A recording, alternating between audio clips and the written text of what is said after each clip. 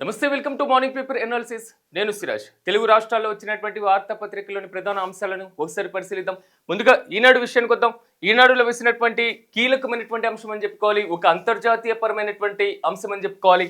So చిరకాల బంధానికి మరింత బలం, భారత్కు చేరుకున్న రష్యా అధ్యక్షుడు పుతిన్కు విందు ఇచ్చినటువంటి మోదీ నేడు కీలక సమావేశం అనేటువంటి అంశాన్ని ఇక్కడ ప్రధానంగా హైలైట్ చేశారు. సో రష్యా అధ్యక్షుడు వ్లాదిమిర్ పుతిన్ నిన్న భారతదేశానికి వచ్చారు. 2001 తరువాత 2001లో కేవలం కొన్ని గంటలు పర్యటించిన తరువాత భారతదేశానికి రావడం మాత్రం కొంతవరకు కీలకంగా మారినటువంటి పరిస్థితి. ఈ నేపథ్యంలో మాత్రం నిన్న మోదీ, భారతదేశ ప్రధానమంత్రి హోదాలో ఉన్నటువంటి నరేంద్ర మోదీ ఆ ప్రోటోకాల్ మొత్తాన్ని పక్కన పెట్టేశారు. సో ఆయనకున్నటువంటి సెక్యూరిటీ, లేకపోతే ఆయనకున్నటువంటి ప్రోటోకాల్ ఏ విధంగా వెళ్ళాలి, ఎలా ఉండాలి అనేటువంటి ఇష్యూస్ ఏమీ ఆలోచించలేదు. తన యొక్క చిరకాల మిత్రుడు వస్తున్నారు భారతదేశానికి, సో ఆయన్ని స్వాగతించాలి అనేది మాత్రం ప్రధానమైనటువంటి ఉద్దేశంతో పాలెం ఎయిర్పోర్ట్కి స్వయంగా ఎయిర్ప్లేన్ దగ్గరికి వెళ్ళిపోయి పూర్తి స్థాయిలో రష్యా అధ్యక్షుడిని ఘనంగా స్వాగతించినటువంటి పరిస్థితి. కానీ ఇక్కడ కనబడుతున్నటువంటి ఇష్యూ ఏంటంటే, ఒక్క నేతకి మరో నేత ఇస్తున్నటువంటి ప్రాధాన్యత ఎంత ఉంది, అంతర్జాతీయ పరంగా ఇలాంటి అంశాలు ఎంతవరకు ప్రభావితమయ్యేటువంటి అవకాశం ఉంది. సో ఇద్దరు కలిసి ఒకే కారులో పయనించినటువంటి పరిస్థితి, సో ఘనంగా స్వాగతం పలికినటువంటి పరిస్థితి. సో భారతదేశంతో మాత్రం ఒక చిరకాలమైనటువంటి ఒప్పందం అనేటువంటి దానికన్నా ఒక చిరకాలమైనటువంటి స్నేహం కొనసాగుతుంది అనేది మాత్రం ఇక్కడ ప్రధానంగా కనబడింది. సో నరేంద్ర మోదీ ఇచ్చి ప్రధానంగా విందు ఇవ్వడం జరిగింది. నేడు కీలకమైనటువంటి సమావేశం నిర్వహించబోతున్నారు. సో ఏదైతే భారత్ రష్యా మధ్య ఉన్నటువంటి ఒప్పందాలను మరింత దృఢపరుచుకునేందుకు ఈ సమావేశం చాలా కీలకంగా మారేటువంటి అవకాశాలు కనిపిస్తున్నాయి. కానీ ఇక్కడ ఒక్కసారి మనం గమనించాలి, ఈ బంధం, ఈ సమావేశం, ఈ భేటీ, ఈ పర్యటన, ఈ ఇద్దరు నేతల యొక్క కలవడం, సో ఇది ప్రపంచవ్యాప్తంగా ఎలాంటి ప్రభావం చూపించేటువంటి అవకాశాలు కనబడుతున్నాయి. ఒక్కసారి చూస్తే రష్యా భారత్ మధ్య ఉన్నటువంటి ఒప్పందాలు ఇప్పటివి కావు. రష్యా భారతదేశం మధ్య సాగుతున్నటువంటి అంతర్జాతీయ కీలకమైనటువంటి దౌత్య విధానాలు ఇప్పటివి కావు. ఒకప్పుడు సోవియట్ యూనియన్ అంటూ ఉంటాం మనం, అంటే యుఎస్ఎస్ఆర్ అంటారు. యుఎస్ఎస్ఆర్ అనగానే యూనియన్ సోషలిస్ట్ సోవియట్ రిపబ్లిక్కి సంబంధించినటువంటి అంశాలు.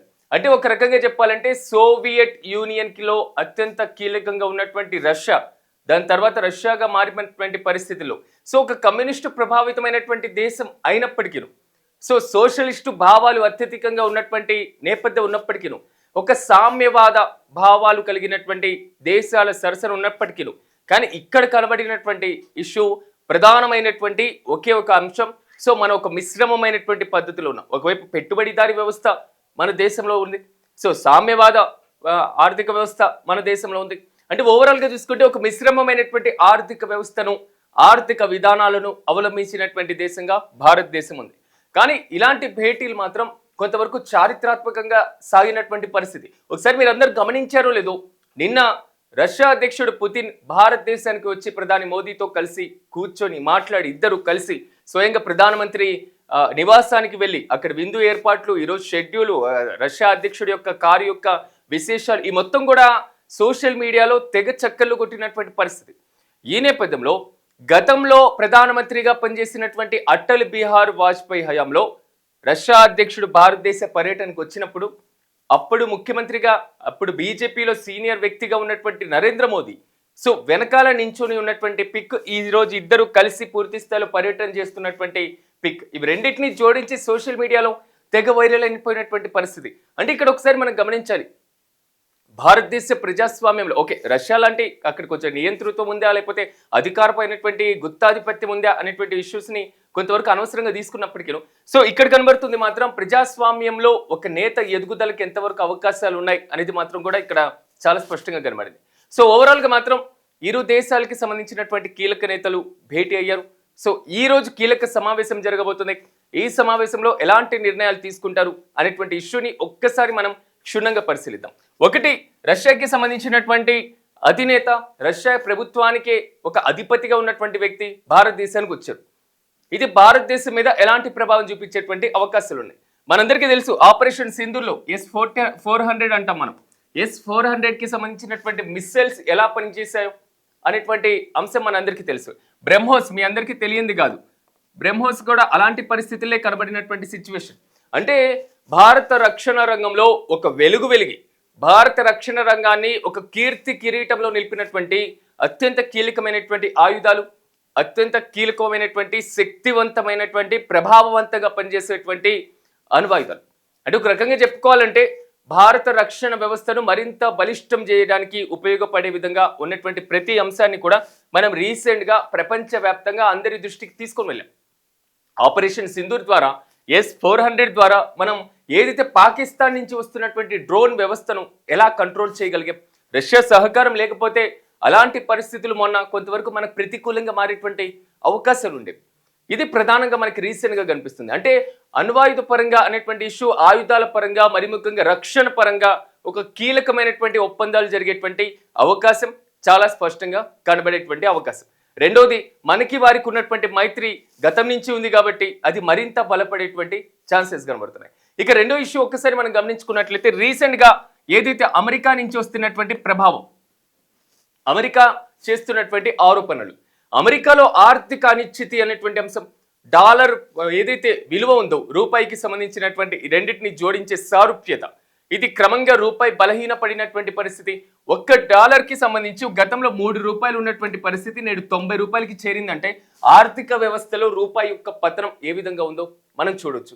సో డాలర్తో మనం పోల్చుకోవాల్సినటువంటి అవసరం లేకుండా ఒక ప్రత్యామ్నాయమైనటువంటి డాలర్గా ఎదగాల్సినటువంటి ఆవశ్యకత, అంతర్జాతీయ పరమైనటువంటి వాణిజ్యంలో రూపాయితో చెల్లింపులు చేసేటువంటి పద్ధతి ఇప్పుడే యూపీఐ ద్వారా దాని ద్వారా కూడా చెల్లింపులు సాగుతున్నటువంటి నేపథ్యం.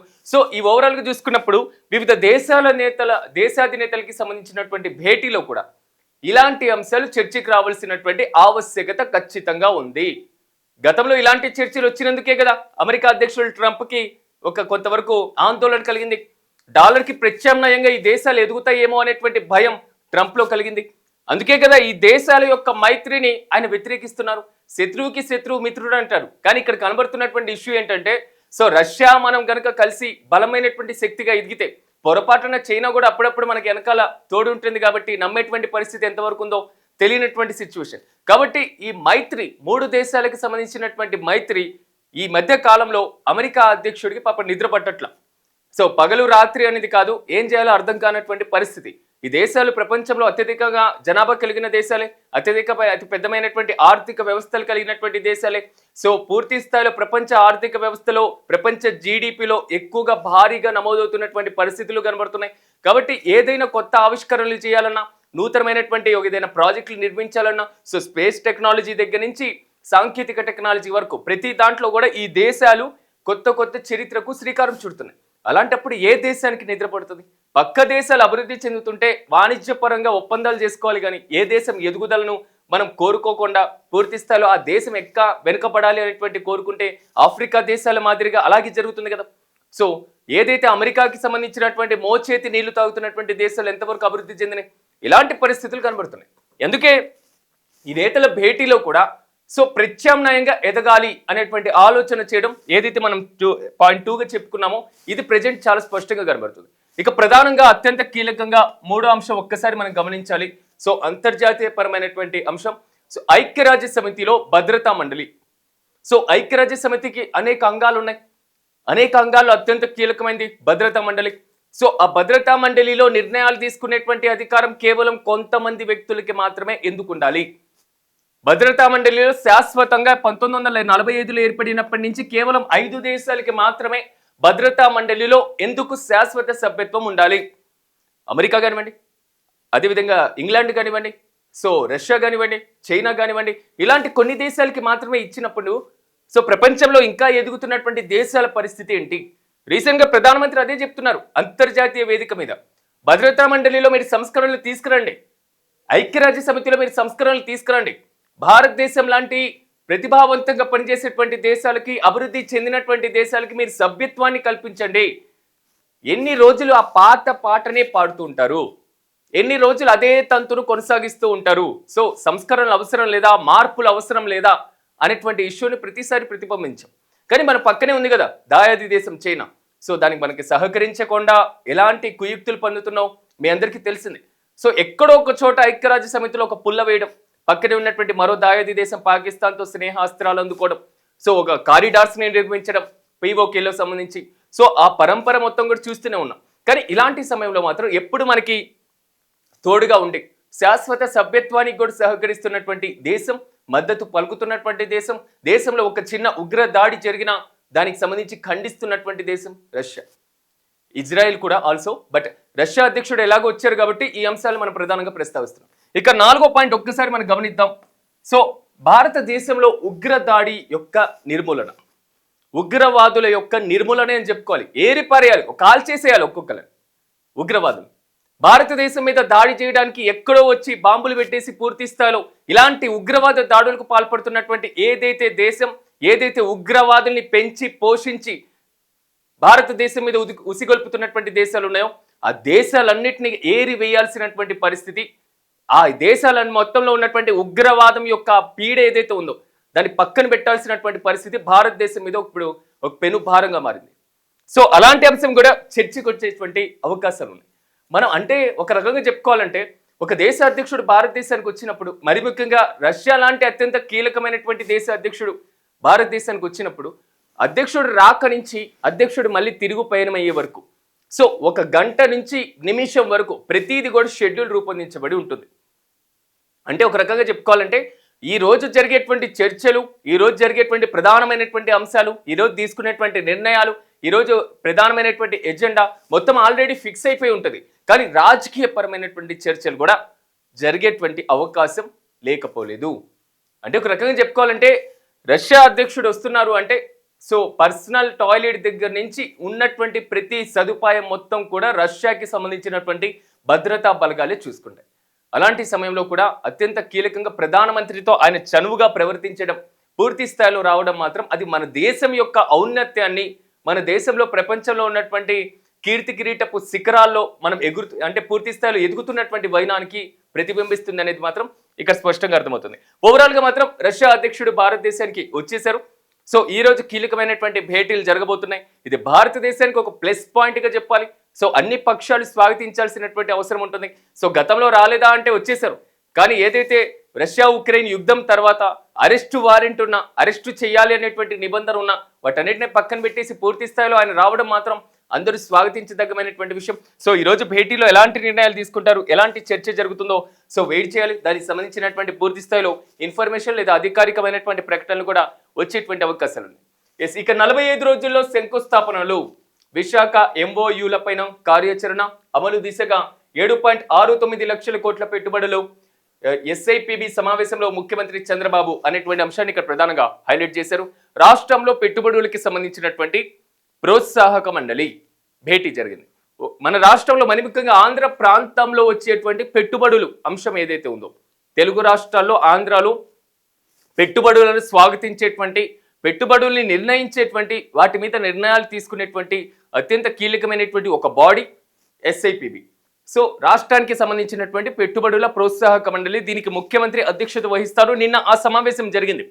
రీసెంట్గా విశాఖలో జరిగినటువంటి ఒప్పందాలు ఏదైతే ఉన్నాయో ఆ ఒప్పందాల మీద కీలక నిర్ణయం తీసుకోవాలనేది మాత్రం దీనికి సంబంధించి సో 45 రోజుల్లో ఖచ్చితంగా శంకుస్థాపన జరగాలి అనేది మాత్రం ప్రధానంగా ముఖ్యమంత్రి చెప్పినటువంటి మాట.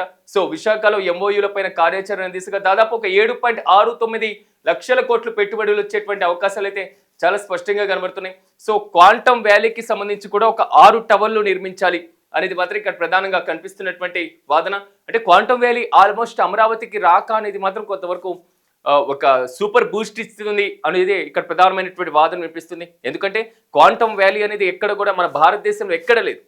అంటే ఇంకా డెవలప్ అయినటువంటి స్టేట్స్లో ఇంకా కనబడట్లేదు. మహారాష్ట్ర కానివ్వండి, గుజరాత్ కానివ్వండి, సో పారిశ్రామికంగా కొంతవరకు ఉన్నటువంటి తమిళనాడు కానివ్వండి, సో ఉత్తరాది రాష్ట్రాల్లో ఇప్పుడు రీసెంట్గా ఎదిగి కొంత డెవలప్మెంట్ వైపు పరుగులు తీస్తున్నటువంటి రాష్ట్రాలు కానివ్వండి, సో వీటన్నిటిని పక్కన పెట్టేసి కేవలం రాజధాని నిర్మాణమే సాగుతూ ఉన్నటువంటి ఒక ఆంధ్రప్రదేశ్ ప్రాంతానికి రావడం, ఈ ఆంధ్ర ప్రాంతంలో క్వాంటమ్ వ్యాలీ ఏర్పాటు చేయడం మాత్రం కొంతవరకు కీలకమైనటువంటి చర్చనీయాంశంగా గతంలో మారింది. కానీ దాన్ని సాధించారు, అది రాబోతుంది. దాని నిర్మాణం కూడా ఒక 6 టవర్లలో నిర్మించాలి అనేది మాత్రం ఇక్కడ ప్రధానంగా ఉన్నటువంటి పరిస్థితి. సో ఆల్గరిథమ్స్ కి డెవలప్ చేయడం కోసం at the same time research and development R&D అంటూ ఉంటాం. సో R&Dకి సంబంధించి కూడా కేటాయింపులు చేసేటువంటి అవకాశం ఉంది. సో అది కూడా ఒక ఐకానిక్ టవర్స్ గా నిర్మించాలి అనేది మాత్రం ప్రభుత్వం యొక్క ప్రధానమైనటువంటి ప్రతిపాదన. సో మరింత పెరిగినటువంటి ఇండిగో కష్టం, 550కి పైగా విమానాలు రద్దు, హైదరాబాద్లోనే 79 నిలిపివేత, బెంగళూరు, ముంబై, ఢిల్లీలోని ప్రయాణికుల యొక్క అవస్థలు అనేటువంటి అంశం దీన్ని ప్రధానంగా హైలైట్ చేశారు. సో దేశంలో అతిపెద్ద విమానయానమైనటువంటి సంస్థ అయినటువంటి ఇండిగోకి సంబంధించి నిన్న వచ్చినటువంటి కొన్ని ప్రాబ్లమ్స్కి సంబంధించి ఇక్కడ ప్రధానంగా హైలైట్ చేయడం జరిగింది. గ్రామాలకు మినీ కలెక్టరేట్లుగా డీడీఓలు, పౌర సేవలు ప్రజలకు చేరువయ్యేందుకు ఈ ఏర్పాటు. కూటమి వచ్చాక స్థానిక సంస్థల్లో అనేక సంస్కరణలు. డీడీఓల ప్రారంభోత్సవంలో ఉప ముఖ్యమంత్రి పవన్ కళ్యాణ్ చేసినటువంటి కామెంట్స్ని ఇక్కడ ప్రధానంగా హైలైట్ చేశారు.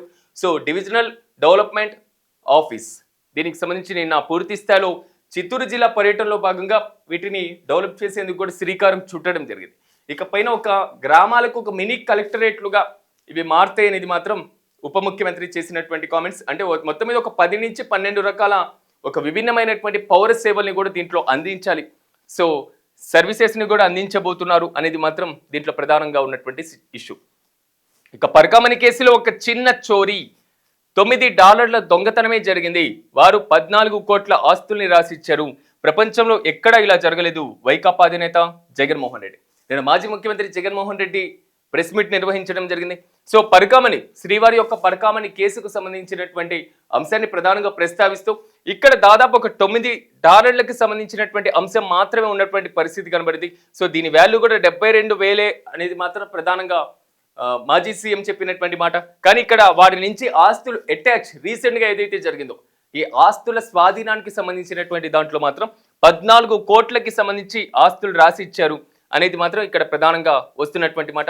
ఓవరాల్గా మాత్రం పరకామణి చోరీ కేసులో మాత్రం టీటీడీ కూడా పూర్తి స్థాయిలో చర్యలు తీసుకుంటున్నటువంటి పరిస్థితి కనబడుతుంది. ఈ నేపథ్యంలో తిరుమల తిరుపతి దేవస్థానంలో జరిగినటువంటి ఇలాంటి అంశం మాత్రం మరోవైపు పూర్తి స్థాయిలో దర్యాప్తు కొనసాగుతున్నటువంటి నేపథ్యంలో వైకాపా నేతలకి మాత్రం ఇదొక ప్రతిఘటమైనటువంటి సిచ్యువేషన్ అని చెప్పుకోవాలి, ప్రతికూలమైనటువంటి పరిస్థితి అని చెప్పుకోవాలి. సో ఇలాంటి నేపథ్యంలో మాత్రం కేసు దూకుడు పెంచినటువంటి నేపథ్యంలో సో ఇది ఒక కేవలం రాజకీయపరమైనటువంటి కేసు మాత్రమే, రాజకీయ కక్షతో మాత్రమే ఇలాంటివి చేస్తున్నారు అనేది మాత్రం వైకాపా నేతల దగ్గర నుంచి వస్తున్నటువంటి వాదన. ఓవరాల్గా మాత్రం నిన్న మాత్రం మాజీ సీఎం జగన్మోహన్ రెడ్డి కూడా దీనికి సంబంధించినటువంటి అంశాలను ప్రధానంగా ప్రస్తావించారు. సో పలు కీలకమైనటువంటి విమర్శలు కూడా ప్రభుత్వం మీద చేయడం జరిగింది. ఒక్కసారి మనం ఆంధ్రజ్యోతిని పరిశీలిద్దాం. ఆంధ్రజ్యోతిలో ప్రధానంగా ఇందాక మనం డిస్కషన్ చేసినటువంటి 25 ఒప్పందాలు పుతిన్ పర్యటన నేపథ్యంలో భారత్ రష్యా మధ్య కుదిరేటువంటి అవకాశం అనే దాన్ని ఇక్కడ ప్రధానంగా హైలైట్ చేశారు. సో పూర్తి స్థాయిలో మరో విధంగా ఇండిగోకి సంబంధించినటువంటి ధరల పెరుగుదల అంశాన్ని కూడా ఇక్కడ ప్రధానంగా హైలైట్ చేశారు. సో ఎన్నికల్లో అడ్డగోలు ఖర్చులొద్దు, అవి వెనక్కి రావు. నోరు మంచిగున్నోళ్ళనే సర్పంచ్గా గెలిపించుకోండి, అప్పుడు గొడవలుండవు. అవసరమైతే సర్పంచ్ను ఏకగ్రీవంగా ఎన్నుకోండి. దేవుడి ఆశీస్సులతో చిన్న వయసులోనే సీఎం. 2 ఏళ్లలో ఒక్క సెలవు తీసుకోలేదు. ఆడబిడ్డలు సంతోషంగా ఉన్నారు, అందుకే భారీ వర్షాలు పడుతున్నాయి. ప్రత్యేక రాష్ట్రం వస్తే ప్రాజెక్టులు వేగంగా పూర్తవుతాయి అనుకుంటే ఓ పెద్ద ఆయన దయ్యమై పట్టాడు. కాళేశ్వరంలో లక్షల కోట్లు గోదావరి పాలు. ఆదిలాబాద్ ప్రజాపాలన సభలో రేవంత్ రెడ్డి 260 కోట్లతో అభివృద్ధి పనులు అనేటువంటి అంశం ఇక్కడ ప్రధానంగా హైలైట్ చేశారు. రాష్ట్రంలో స్థానిక సంస్థల ఎన్నికలు కూడా సాగుతున్నటువంటి నేపథ్యంలో దానికి సంబంధించి ముఖ్యమంత్రి మాత్రం వివిధ జిల్లాల పర్యటనకు వెళ్ళినటువంటి పరిస్థితి అయితే చాలా స్పష్టంగా కనబడింది. ఈ నేపథ్యంలో మాత్రం నేను ఆదిలాబాద్ జిల్లాలో ఆయన పర్యటించారు.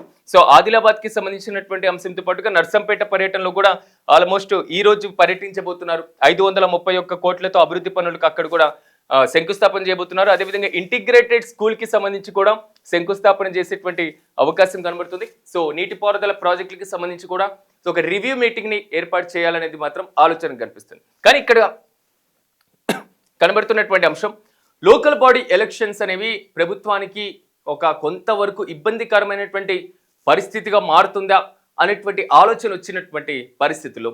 ఎందుకంటే బీసీలకు 42% రిజర్వేషన్లకు సంబంధించినటువంటి అంశం చర్చకు వచ్చినప్పటికీ సో ఆ రిజర్వేషన్లు ఇంప్లిమెంట్ అవుతుందా అవ్వదా అనేటువంటిది కోర్టు చుట్టూ సాగినటువంటి నేపథ్యంలో అసలు ఒక్కసారిగా బీసీ రిజర్వేషన్ల మీద న్యాయస్థానాలు ఇచ్చినటువంటి తీర్పులను బేస్ చేసుకొని పాత పద్ధతి ప్రకారమే ఎన్నికలకు వెళ్ళాలి అని ప్రధానంగా నిర్ణయం తీసుకొని ఎన్నికలకు వెళ్తున్నటువంటి పరిస్థితిలో బీసీలకు సంబంధించి ఎక్కడ దీనికి వ్యతిరేకత వస్తుంది? బీసీలు కాంగ్రెస్ పార్టీని నమ్మేటువంటి పరిస్థితి లేదు. సో 42% రిజర్వేషన్లు ఇస్తారు అన్నారు కాబట్టి 42% రిజర్వేషన్లు ఇవ్వలేదు. ఇలాంటి అంశాలను ప్రతిపక్ష బీఆర్ఎస్తో పాటుగా బీజేపీ ఇతర పక్షాలు విపక్షాలన్నీ కూడా దుమ్మెత్తిపోసినటువంటి పరిస్థితి కనబడుతుంది. కానీ క్షేత్రస్థాయిలో కాంగ్రెస్ పార్టీ వెళ్తున్నటువంటి పరిస్థితి కనబడుతుంది. స్థానిక సంస్థల ఎన్నికలకు సంబంధించినటువంటి ప్రధానమైనటువంటి ఎజెండాని తీసుకుంటూ కూడా సో పెట్టేటువంటి ఖర్చుని తగ్గించుకోవాలి అనేటువంటి అంశం ఇక్కడ ప్రధానంగా చెప్తూ ఉన్నారు. అంటే అడ్డగోలుగా ఖర్చులు సర్పంచ్ ఎన్నికలు వచ్చినాయి అంటే ఆ గ్రామంలో తమ యొక్క వర్గాన్ని పెంచుకోవడం కోసం, తమ వర్గాన్ని విపరీతంగా ఆకర్షించడం కోసం, సో తమ వైపు ఓట్లు పడే విధంగా తమ అంటే ఒక ప్రభావవంతం చూపించడం కోసం, అంటే ఎన్నికల్లో ఇన్ఫ్లుయెన్స్ చేస్తూ ఉంటారంటారు.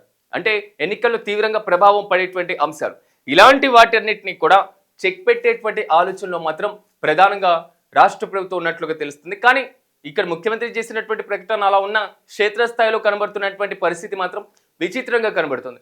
ఎన్నికలకి కొన్ని నెలల ముందు నుంచే చాలా మంది వచ్చినటువంటి ఫెస్టివల్స్, బోనాల్ ఫెస్టివల్ కానివ్వండి, సో రీసెంట్గా వచ్చినటువంటి దసరా ఫెస్టివల్స్ కానివ్వండి, అంటే లాస్ట్ అయిపోయినటువంటి ఏదైతే బతుకమ్మ ఫెస్టివల్స్ కానివ్వండి, ఇలాంటి ప్రతి ఫెస్టివల్కి కూడా సో గ్రామంలో ఉన్న వాళ్ళందరికీ భోజనాలు పెట్టడం కానివ్వండి, సో వాళ్ళకి కావాల్సినటువంటి డ్రింక్ని ఏర్పాటు చేయడం కానివ్వండి, సో ఇలాంటి వాటితో ముందుకు వెళ్తున్నారు. అంటే తమ వైపు ఆకర్షించుకునేందుకు సర్పంచ్ అభ్యర్థులు మాత్రం పూర్తి స్థాయిలో దూకుడుగా ముందున్నారు. ఇంకా కొన్ని నెలల ముందు నుంచే వారు పక్కా ప్లాన్లో ఉన్నారు. ఇది మాత్రం చాలా స్పష్టం. కానీ కొంతమంది మాత్రం పోటీ చేయడానికి కూడా అంగీకరించినటువంటి పరిస్థితి. గతంలో సర్పంచ్గా ఎన్నికైనటువంటి వ్యక్తులు కూడా గతంలో ప్రభుత్వం నుంచి రావాల్సినటువంటి బిల్లులు, పాత బకాయిలన్నీ అలాగే ఉన్నటువంటి నేపథ్యంలో సో మేము సర్పంచ్గా పోటీ చేయలేం, మాకున్నటువంటి ఆర్థిక పరిస్థితిలో ఇది సాధ్యం కాదు అనేటువంటి అంశాన్ని ఇక్కడ ప్రధానంగా తెలియజేయడం జరిగింది. అంటే ఒక రకంగా చెప్పుకోవాలంటే ప్రభుత్వం నుంచి రావాల్సినటువంటి బకాయిలను తమకు చెల్లించలేదు అనేది మాత్రం గత సర్పంచ్ల యొక్క ప్రధానమైనటువంటి వాదన. కానీ ఈసారి మాత్రం అందరూ దాదాపు కొత్త వారి వస్తున్నారు కాబట్టి ముఖ్యమంత్రి కూడా నేను కూడా చిన్న వయసులోనే ముఖ్యమంత్రిని అయ్యాను అనేటువంటి అంశాన్ని ఇక్కడ ప్రధానంగా ప్రస్తావించడం జరిగింది. మరోవైపు నేడు ముఖ్యమంత్రి పూర్తి స్థాయిలో మాత్రం నర్సంపేటలో పర్యటించనున్నారు. సో నర్సంపేటకి సంబంధించినటువంటి సభలో మాత్రం ఆయన మాట్లాడేటువంటి అవకాశం ఉంది స్థానిక సంస్థలకు సంబంధించినటువంటి ఇష్యూ మీద. ఒకసారి సాక్షిని చూద్దాం. సాక్షిలో ఇందాక మనం డిస్కషన్ చేసినటువంటి పుతిన్కి సంబంధించినటువంటి అంశాన్ని హైలైట్ చేశారు. సారీ, రెండోది సంక్షేమం, అభివృద్ధి, రెండు కళ్ళు అనేటువంటిది ముఖ్యమంత్రికి సంబంధించినటువంటి అంశాన్ని ఇక్కడ ప్రధానంగా హైలైట్ చేయడం జరిగింది. ఇందాక మనం డిస్కషన్ చేసినటువంటి అంశం.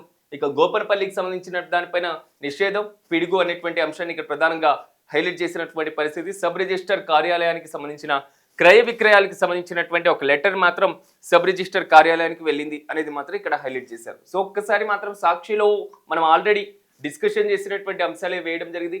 ఒకసారి ఈనాడు తెలంగాణ విషయానికి వద్దాం. ఈనాడు తెలంగాణలో ఉన్నటువంటి ప్రధానమైనటువంటి అంశాలు ఒక్కసారి మనం చూస్తే, $3 ట్రిలియన్ ఎకానమీ అసాధ్యం కాదు, ఇందుకోసం విదేశీ పెట్టుబడులను భారీగా ఆకర్షించాలి అనేటువంటిది.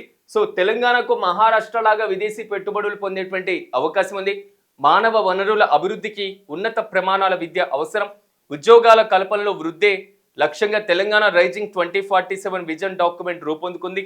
సో దీనికి సంబంధించి డాక్యుమెంట్ తయారీలో కీలకమైనటువంటి పాత్ర పోషించినటువంటి ఐఎస్బికి సంబంధించినటువంటి ప్రొఫెసర్ ప్రసన్న తంత్రికి సంబంధించినటువంటి అంశాలు, అంటే ఆయన చెప్పినటువంటి డీటెయిల్స్ని ఇక్కడ ప్రధానంగా హైలైట్ చేశారు. అంటే ఒక రకంగా చెప్పుకోవాలంటే 3 ట్రిలియన్ ఆర్థిక వ్యవస్థకి సంబంధించి డాలర్లకు సంబంధించినటువంటి ఎకానమీగా రూపొందాలంటే అది అసాధ్యం కాదు అనేది మాత్రం ఈయన చేసినటువంటి కామెంట్స్.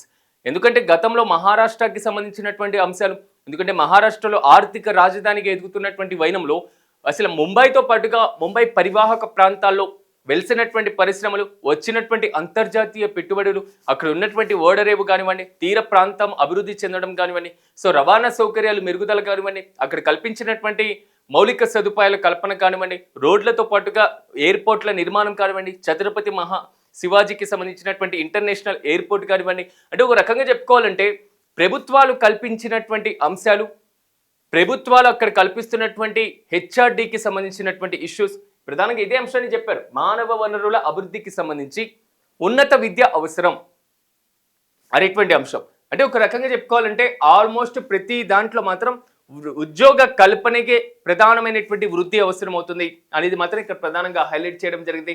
సో ఆ ఉద్యోగ కల్పనే ప్రధానంగా ఉద్దేశంతో సో తెలంగాణ రైజింగ్ 2047 అనేటువంటి డాక్యుమెంట్ని రూపొందించాం అనేది మాత్రం ఇక్కడ ప్రధానంగా చెప్పారు. అంటే ఒక రకంగా చెప్పుకోవాలంటే ప్రభుత్వాలన్నీ కూడా ఒక లక్ష్యంతో ముందుకు వెళ్తున్నాయి, ఒక లక్ష్య సాధనతో ముందుకు వెళ్తున్నాయి. ఒకవైపు మనం చూసుకుంటే ఆంధ్రప్రదేశ్లో స్వర్ణాంధ్ర 2047 నాటికి స్వర్ణాంధ్రాని డెవలప్ చేయాలి, స్వర్ణాంధ్ర లక్ష్య సాధన చేయాలి. జిల్లా కలెక్టర్లతో సమావేశం నిర్వహించడం జరిగింది. కలెక్టర్ల సదస్సు నిర్వహించి రాష్ట్రం యొక్క లక్ష్యాలు, రాష్ట్రంలో ఎన్ని డాలర్లకు సంబంధించినటువంటి ఎకానమీ వృద్ధి చెందాలి, రాష్ట్ర జీడిపిని ఎంతవరకు పెంచాలి, దానికి అవసరమైనటువంటి మార్గాలు ఏంటి, ఇలాంటి అంశాల మీద ప్రధానంగా చెప్పడం జరిగింది. ఇప్పుడు తెలంగాణ రైజింగ్ 2047 విజన్ డాక్యుమెంట్తో ముందుకు వెళ్తుంది. సో భారతదేశంలో కూడా వికసిత భారత్ 2047 ప్రధానమైనటువంటి లక్ష్యం. ఒక రకంగా చెప్పుకోవాలంటే ఆల్మోస్ట్ అన్ని కూడా భారతదేశానికి 1947లో స్వాతంత్రం వచ్చింది కాబట్టి 2047 నాటికి 100 ఏళ్ళు పూర్తవుతుంది కాబట్టి 100 ఏళ్లలో మేము సాధించాల్సినటువంటి లక్ష్యాలు అనే దాంట్లో ముందుకు వెళ్ళడం జరిగింది. ముఖ్యమంత్రి చేసినటువంటి కామెంట్స్, అదేవిధంగా పుతిన్ పర్యటన, ఇలాంటి అంశాలు ప్రధానంగా ఇక్కడ హైలైట్ చేస్తున్నటువంటి పరిస్థితి. ఓవరాల్గా మాత్రం తెలుగు రాష్ట్రాల్లో ఉన్నటువంటి వార్తాపత్రికలు అత్యంత కీలకంగా మాత్రం పుతిన్ భారతదేశ పర్యటనతో పాటుగా మరోవైపు ఆంధ్ర ముఖ్యమంత్రి పూర్తి స్థాయిలో అక్కడ కనపడుతున్నటువంటి అభివృద్ధి కార్యక్రమాలు, తెలంగాణలో మాత్రం స్థానిక సంస్థలకు సంబంధించినటువంటి ఇష్యూ, డిడిఓ కార్యాలయాల ఏర్పాటు, ఇలాంటి అంశాలు మాత్రం ప్రధానంగా హైలైట్గా నిలిచినటువంటి పరిస్థితి కనబడుతుంది.